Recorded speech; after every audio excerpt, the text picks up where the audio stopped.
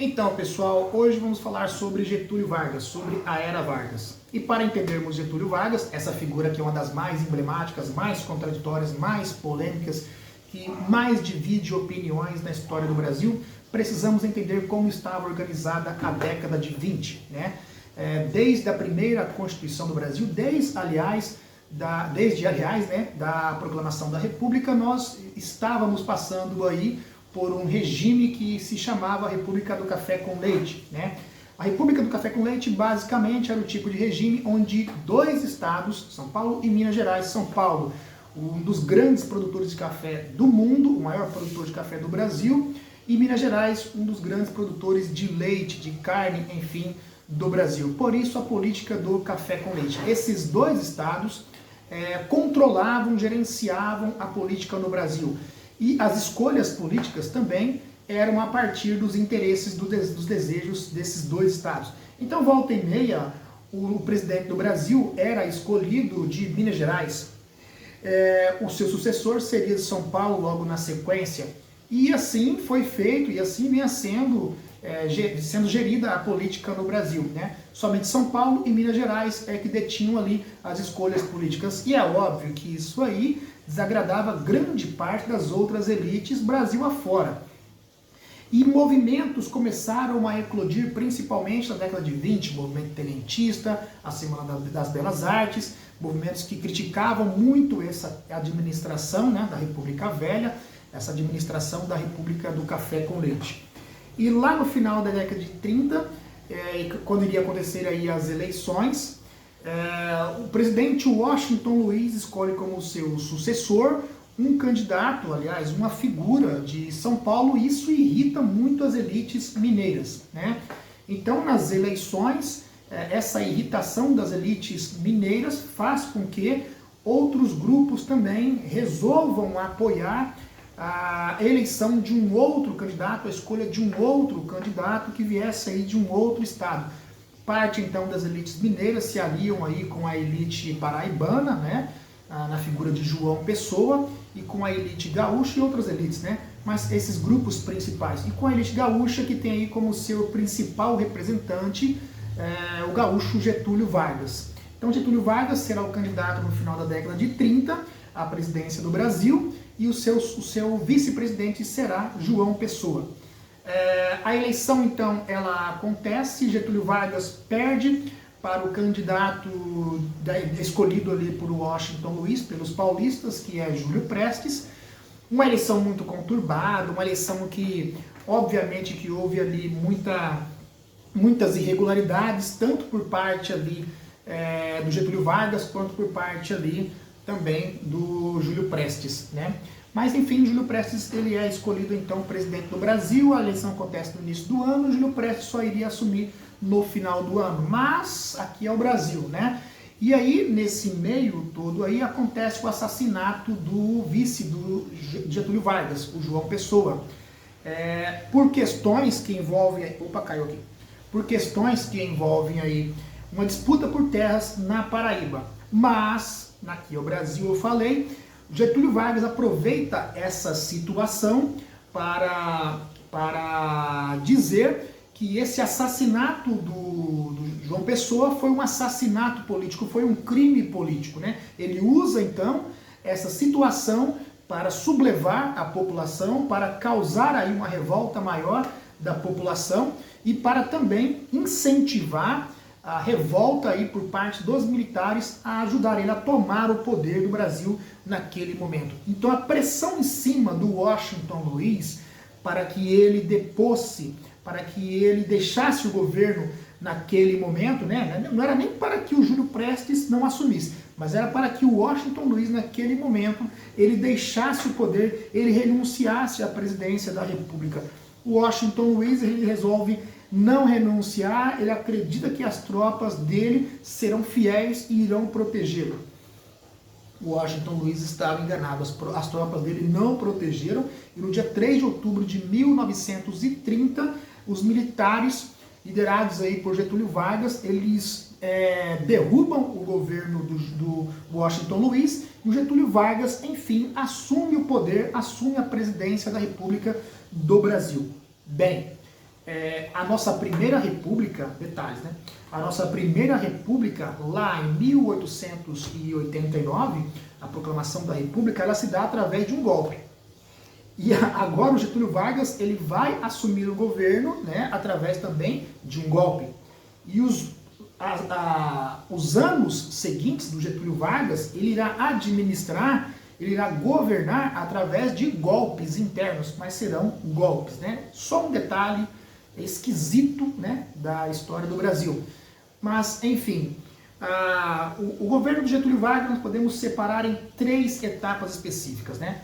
O governo provisório, que vai de 1930 a 1934, que era um governo onde Getúlio Vargas ele prometia atender os anseios da população, ele prometia atender os anseios das elites, dos militares, enfim, ele prometia fazer ali um governo totalmente diferente. Prometia também uma nova Constituição. Constituição essa que volta e meia, ele se pronunciava, dizia que iria fazer, mas que não chegava. Obviamente, Getúlio Vargas ele estava enrolando cada vez mais e a pressão acabou aumentando para o lado dele. Durante o governo provisório, Getúlio Vargas também criou 2 importantes ministérios, né? Um desses ministérios, ele juntava 3 ministérios em um único, que é o Ministério da Educação e Saúde Pública e do Trabalho. Ministério da Educação, Saúde Pública e do Trabalho. Esse foi um dos ministérios criados. O outro ministério foi o Ministério do Comércio, criado aí, da Indústria e do Comércio, criado aí pelo Getúlio Vargas. Mas a pressão em cima do Getúlio Vargas, ela acabou aumentando muito e, enfim, uma Constituição foi feita, foi organizada aí pelo Getúlio Vargas em 1934. Então, 1934 será o tipo de governo que ficará conhecido como governo constitucional, que vai de 34 a 1937. Nesse governo constitucional, que está previsto aí na Constituição de 1934, será voto, ele será secreto, ele será universal, todas as pessoas poderão votar, analfabetos não, né? As mulheres ganharão direito de voto aí, criação da justiça eleitoral e da justiça do trabalho, nacionalização dos recursos naturais e de instituições financeiras, proibição do trabalho infantil e de oscilações salariais por conta de sexo, cor, religião, idade, etc., que também é muito bom. E ele lança propostas de regulamentação do trabalho fabril e rural. Importantes mudanças, então, acontecem já na Constituição de 1934. Uma importante mudança também será a escolha de um novo presidente. Vale lembrar que a reeleição no Brasil ela não era permitida naquele momento. Então, se a reeleição não era permitida naquele momento, Getúlio Vargas não poderia ser eleito, porque ele já vinha governando o Brasil desde 1930. Certo? Errado. Essa primeira Constituição agora do Vargas, a de 34, ela previa que a primeira eleição ela seria indireta, ou seja, o povo não iria escolher. Quem iria escolher seriam ali os delegados, né, estaduais, os governadores, né? E esses governadores, Getúlio Vargas, ele teve o cuidado de aparelhar os estados, colocar pessoas de confiança, pessoas da elite, pessoas militares, né, pessoas que estivessem ali, que fossem atender os desejos do Getúlio Vargas, e os estados estavam totalmente aparelhados, né? E eram essas pessoas que iriam escolher nessa primeira eleição. Mas mesmo assim, se a reeleição ela não é permitida no Brasil, então Vargas ele não pode ser reeleito. É aí que nós temos que parar para pensar e ver que o Getúlio Vargas ele foi muito esperto nesse sentido, porque é a partir de agora que está valendo. Tudo aquilo que vinha antes de 1934 era um governo provisório, era um governo que poderia ser considerado como ilegal. Agora será uma eleição direta, agora será uma eleição democrática. Então Getúlio Vargas ele começa a contar a partir de agora. Seria como se o governo provisório não tivesse valido nada. Então o Getúlio Vargas, ele pode ser eleito, vai ser eleito de acordo com as escolhas dessas pessoas que eram os delegados, né, regionais, que ajudaram a eleger Getúlio Vargas aí para mais alguns anos, né? Então, essas são as peculiaridades da Constituição de 1934 que ajuda a deixar o Getúlio Vargas no poder por mais alguns anos. Vai chegar o ano, então, de 1937, se aproximando aí do fim do mandato do Getúlio Vargas, e uma nova eleição, então, terá que ser feita, né? Com outros candidatos, enfim. Porém, né, sempre existe um porém na história do Brasil. O Getúlio Vargas, havia aquele clima de que o comunismo ele poderia tomar o Brasil, que os movimentos comunistas estavam muito fortes na Europa, havia aquele clima de medo contra os comunistas na Europa e que esse comunismo pudesse chegar aqui, toda aquela mentira de que os comunistas comem criancinhas, que os comunistas são perigosos, enfim, todo aquele discurso que foi criado na Europa foi sendo trazido aqui também para o Brasil. E o Getúlio Vargas, ele usou isso muito bem ao seu favor. De que forma? Criou, inventou um plano, chamado Plano Cohen, de que os comunistas queriam tomar o poder aqui no Brasil. De que um judeu de sobrenome Cohen, olha só, o ódio aos judeus lá na Europa, né, sendo potencializado mundo afora e usado como artifício aqui no Brasil também, de que um judeu comunista tinha um plano, e que esse plano foi descoberto, chamado Plano Cohen, para tomar o Brasil. Então o que o Getúlio Vargas faz? Ele coloca o Brasil em estado de alerta total, ele suspende as eleições, devido, segundo ele, a esse perigo da tomada de poder aqui pelos comunistas, e ele resolve, de maneira autoritária, ficar no poder por tempo indeterminado.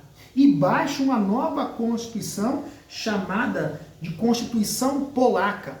Polaca porque foi espelhada na Constituição da Polônia, chamada de Polaca também, né? E uma Constituição que acabava aí com os partidos políticos, com os direitos de se manifestar das pessoas, e que dava a ele plenos poderes para continuar no poder pelo tempo que quisesse, né? E aí o Getúlio Vargas fica, né, de 1937 até 1945.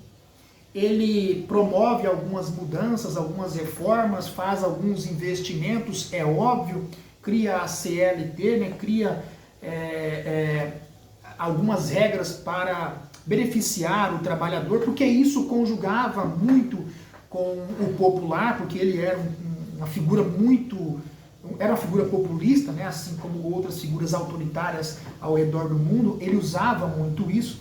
Ele cria o DIP, o Departamento de Imprensa e Propaganda, para fazer apologia à figura dele mesmo e ao governo dele, e para proibir que propagandas, jornais, música, enfim, qualquer coisa fosse produzida contra ele. O DIP ele iria pesquisar, fiscalizar e censurar todas essas manifestações que viessem contra a figura do Getúlio Vargas. Então, em 1945, chega ao fim o governo do Getúlio Vargas, devido também à pressão, né, que existia naquela época por mudanças. Já é o fim da Segunda Guerra Mundial, muitos acontecimentos, muitas mudanças com a derrota da Alemanha também acabam acontecendo mundo afora, né? Então esse foi aí o governo de Getúlio Vargas, 3 etapas, bem rapidinho. Desculpa aí se não atendeu às expectativas de todos, né? Mas enfim, valeu pessoal, um forte abraço.